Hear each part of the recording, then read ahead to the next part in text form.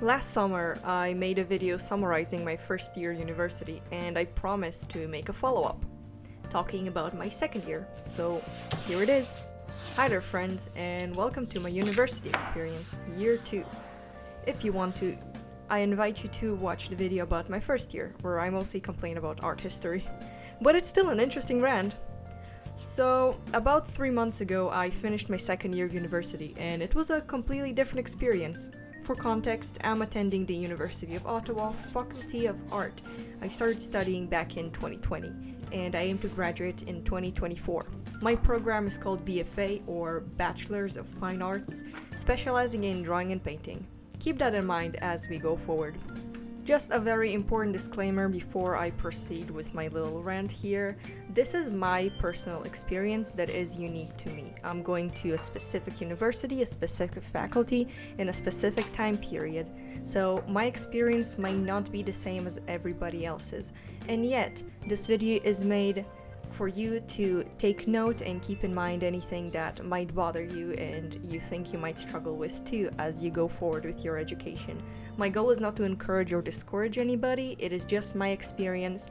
I want to document it partially for you to watch and learn from, and partially for myself to see my progression in opinion and attitude towards secondary education.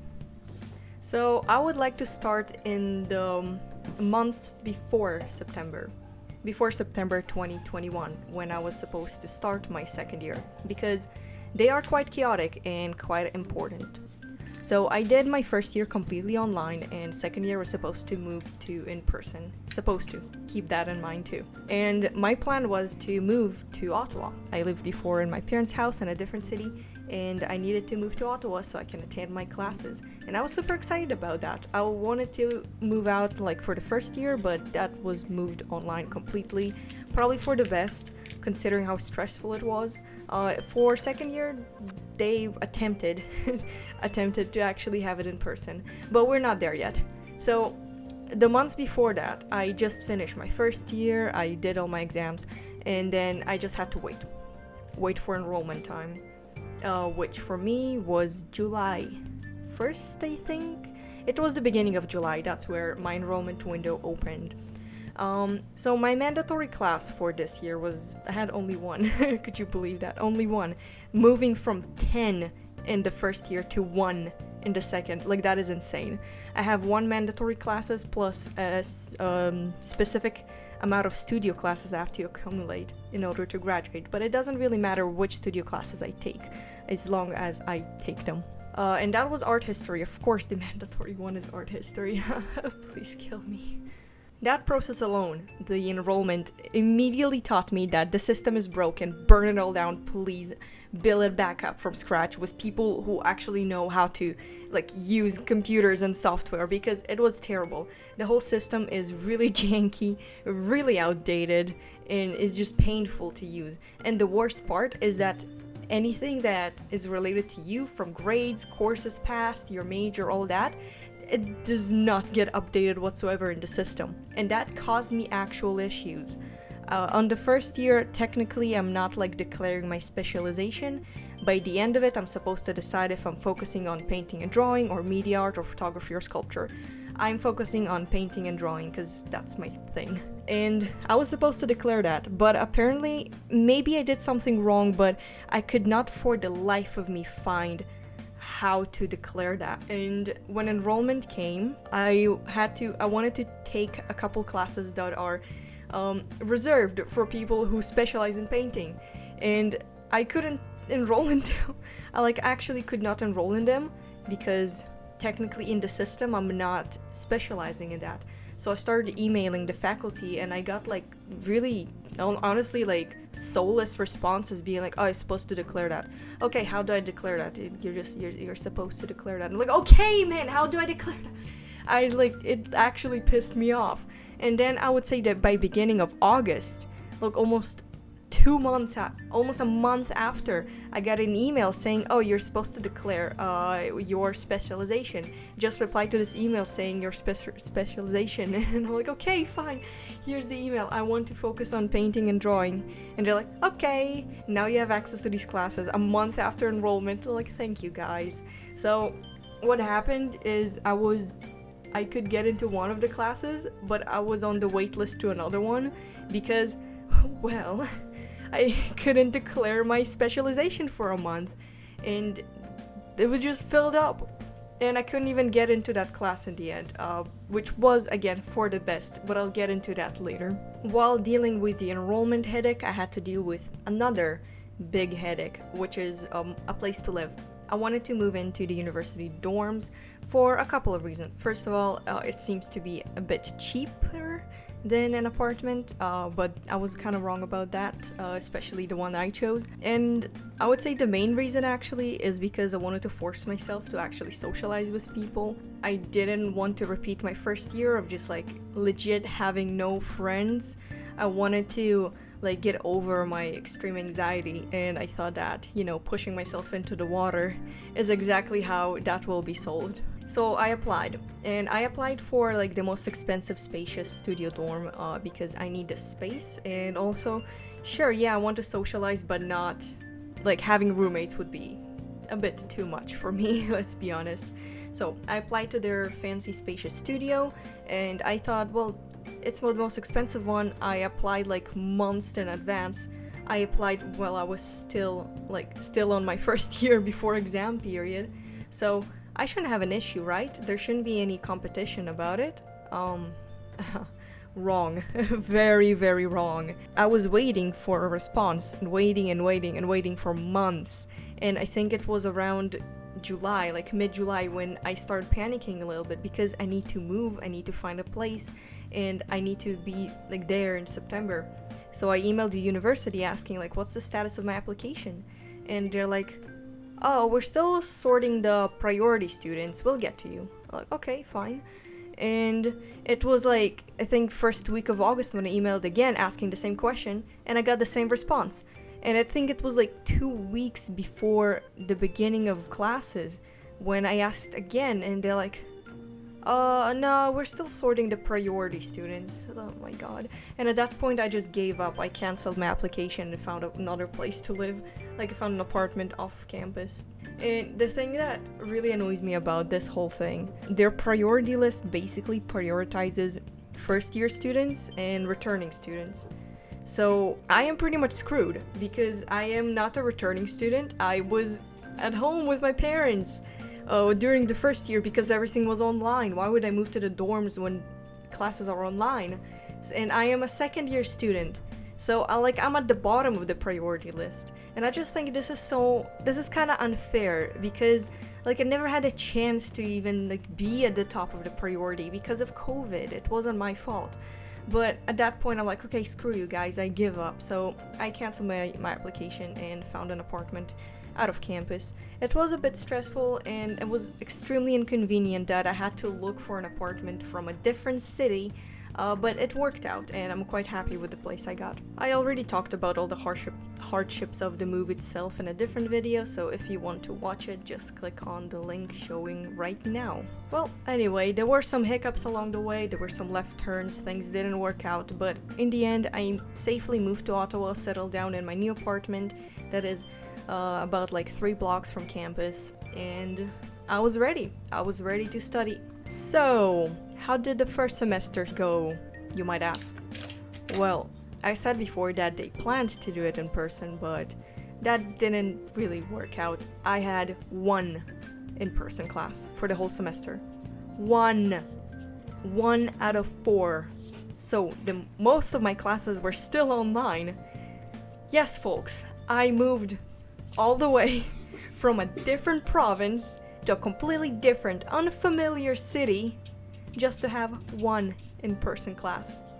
And I think at that point I started questioning if it was all worth it, but I still think it was for the best because I moved out. I moved out for the very first time in my life, independent from my parents, with significantly more responsibilities. So maybe the subtracted stress of having in-person classes was for the best, but still, just thinking about that is devastating. I changed my whole life for this university and that's what they give me in return? The audacity. I'm just joking, by the way. I had to quickly learn how to take care of myself. Suddenly, oh, I have to cook all the time, oh, I have to clean, I have to do laundry in time. I had to do like all of these tasks that typically like my parents do. And I'm not saying I'm like lazy, living there rent-free, doing no chores. I was helping around the house, but it wasn't exactly the center of my life. And then suddenly, I would just like walk down the street from somewhere thinking to myself, oh, okay, what's my grocery list? Like these are things I never had to deal with before, and it was like legitimately weird to me. Like suddenly that's where my brain goes. Like, oh, I have to get the dish soap. But I wouldn't say it was too hard of a transition. When you are the oldest daughter of an immigrant family, you kinda know how to do chores. It was also like the time period when I started feeling that therapy is actually working for me, because I actually started joining clubs and talking to people. I hung out a few times with one of the girls I met last year and liked, and I joined my university's Japanese club, as well as the anime club, of course. I started actually making friends, and that was really nice. I've been struggling with really bad social anxiety for years now. I can't really pinpoint when it started, but I would say it got to its worst case around when I moved to Canada, around high school. And ever since, I've been fighting really hard to get myself back. And now I finally feel like I can do it. Like I can actually be social and have fun and not like be so scared and anxious all the time. And that was a really nice feeling, and I'm really grateful for that. And I think I exactly achieved that by throwing myself into the water and learning how to swim the hard way, like actually facing my fear and pushing myself way out of my comfort zone. Also, because I can finally meet my classmates face to face and not through a Zoom call, I actually started to like them, and I made a few connections that I wouldn't have made before. I also got a part-time job around September, and I stayed there for most of the school year, and I quit in May. Yeah, that's what I did. If you felt like my art has been kind of missing from social media, that's partially why, because I had like a load of other responsibilities, not only classes this time. I had to take care of myself, and I had a job, and I tried to develop my social life. Like, I genuinely tried to be a better person. What's good though, I also noticed, is I didn't have the initial shock I felt in the first year when I legitimately thought that I'm stupid, because I couldn't really understand the material. This time I got much more used to like the fancy academic English, and I didn't struggle as much, and that was really nice. My second semester was actually a bit more rocky, but that was because of outside influences. It wasn't really university. In second semester I had 5 classes instead of the 4 I had in the first one, and one of them was a complete disaster, but I'll talk about it later. I started to really burn out at that point. I was still working, and I guess the like pink period of thinking that my job is great kind of passed, and there were also like a bunch of stuff happening around it. I went to my parents' house for New Year's. I came back, and Ontario immediately went into a lockdown. So still, university was online completely during that time, and I was really mad about that. The moment the lockdown stopped, that's where the truck protesters came, and the university, because it is in the downtown area, they decided to close for a while because students felt unsafe being in that area. And the moment that ended, that's where the war in Ukraine started, and still hadn't stopped. And when it just started, I felt like a shockwave, like that actually really affected me and my mental health. And I have a video about that explaining it. I was not active at all on social media, and I was starting to really not feel it. My art was so half-assed. Like everything I did that semester, I was just like clinging to the ledge, trying to survive. I didn't care about my grades. I just wanted to pass. I just wanted all of it to end, and I started to see the light at the end of the tunnel around April, because then I'm like, okay, I'm gonna finish with the exams and at least one source of stress will be gone. Second semester was like genuinely much harder, but not because of studies, but because of everything around it. So, to summarize and review my classes. This year I had a total of 6 classes. 2 of them lasted for the whole year, I had creative writing, painting and context, art history, Japanese, painting and image, and STEAM design. Japanese and art history lasted for the whole year. Now, let's start with the first semester classes. I had creative writing, Japanese, art history, painting and context, and I was supposed to take painting and image that semester, but it didn't work out. Japanese was honestly so easy, oh my god, and surprisingly that class is extremely popular. This is supposed to be one of the hardest language for English speakers, but I guess a lot of people like anime. And that actually, in the first class, we introduced ourselves and said why we want to learn Japanese. And a lot of people were like, oh, I enjoy anime. And there's me, I'm like, yeah, I'm obsessed with visual kei. It was really funny. It was a nice class. We learned how to read, we learned basic grammar. Personally, I already learned how to read. I took that class mostly because I wasn't confident speaking. And it really helped me because we were pushed to speak quite a lot. Creative writing, it was fun, like actually really fun. I got an email from university talking about, oh, here, take this class, writing for comics, and that is an interest of mine. That's something I want to do in the future. But one of the prerequisite is just basic creative writing. And I'm like, okay, fine, I'll take it. So I took it, and it was a fun class. I never really expressed myself writing, but this class really pushed that creative side of me, and I came up with some really nice stories. It was cool. I would have definitely taken it again if I could. And I didn't really continue writing after that, because after all I am much more visually oriented, but it kind of gave me the confidence to maybe start my own thing, finally. And now let's move on to my studio classes, which were both painting classes. One is called Painting and Context, the other one Painting and Image. But one of them was Monday morning, the other one was Friday morning, and I just called them Monday class and Friday class. I don't remember which one was image and which one was context, but it doesn't really matter. When it comes to a Monday class, that's the one I was waitlisted on for a long time, and typically when you're waitlisted, you have two options. You can drop the class or swap it, or you can wait for any seats to be emptied for you. If the line is like less than 10 people, you can actually get into class. And I was in the line, I was I think number 8 for quite a while, so I waited, and no response whatsoever. I hate this about university. They don't even tell you like that you're rejected, they just don't respond. It annoys me so much. But anyway, the problem with that though is while I was waiting, I still attended the first couple of classes. And I got the list of materials for that class, it was so long. Oh my god. It was really long and really expensive because it was like a material-oriented class. So I got all my stuff, I got oil paints for the first time, and immediately we're like, okay, let's start with the new project. On first class, immediately we start with the project.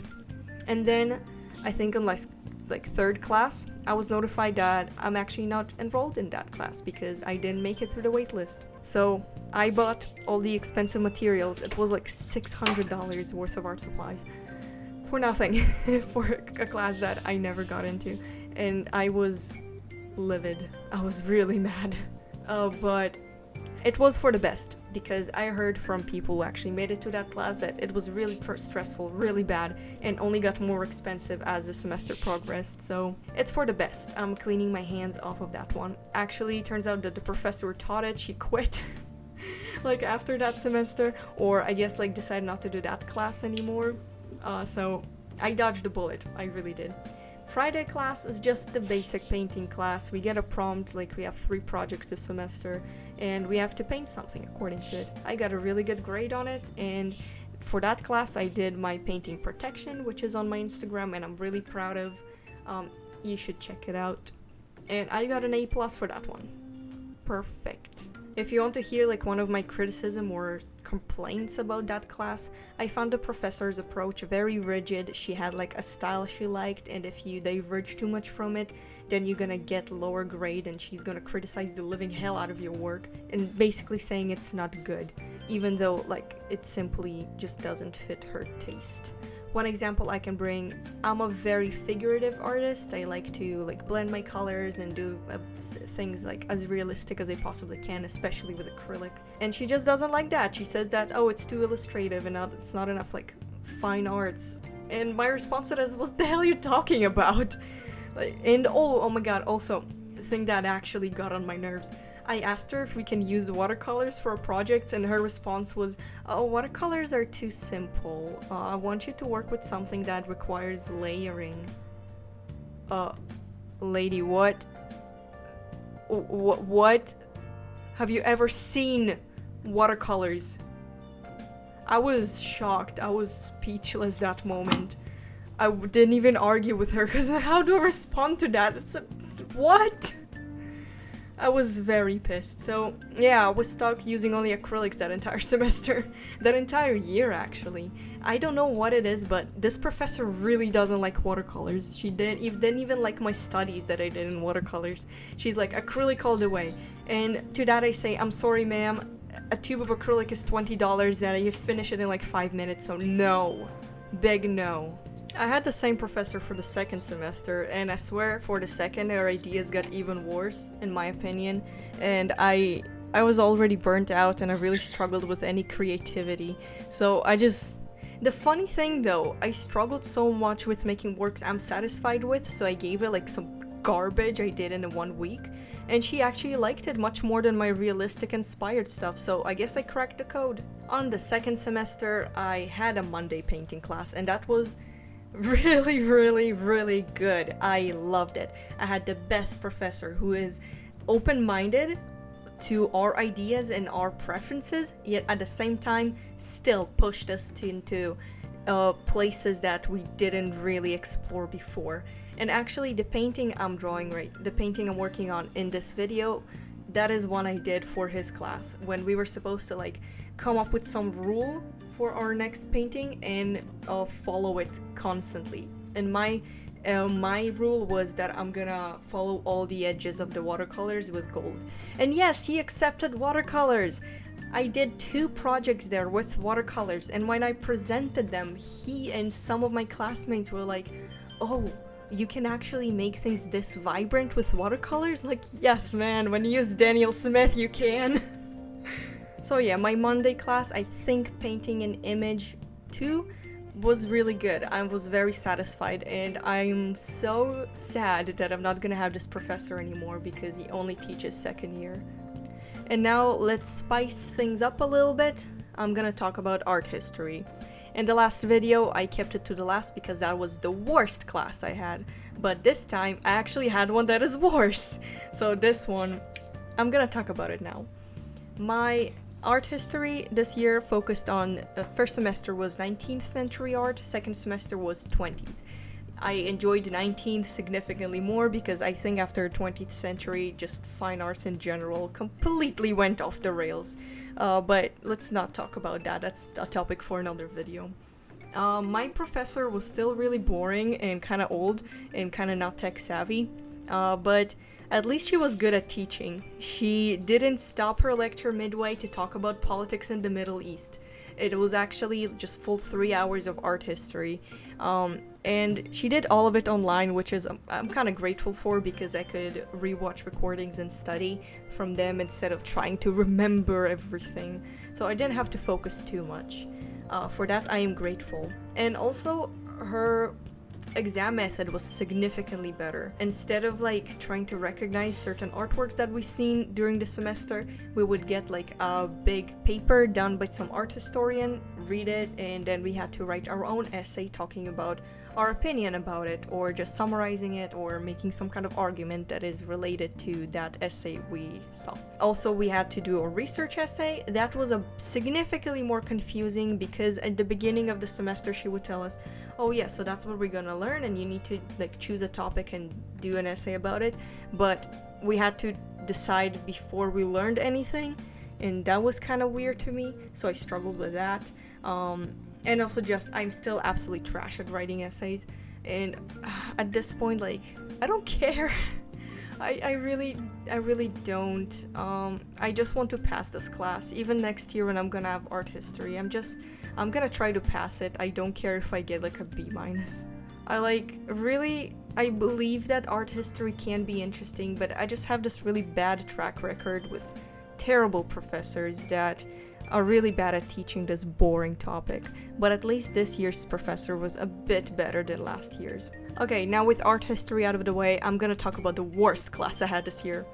STEAM design. That is an interdisciplinary class that has engineers, art students, and DTI students all in the same classroom. I don't remember what DTI stands for, but that is a master's degree course. So basically they got the smart people, the experienced people, and the art people in the same course working together.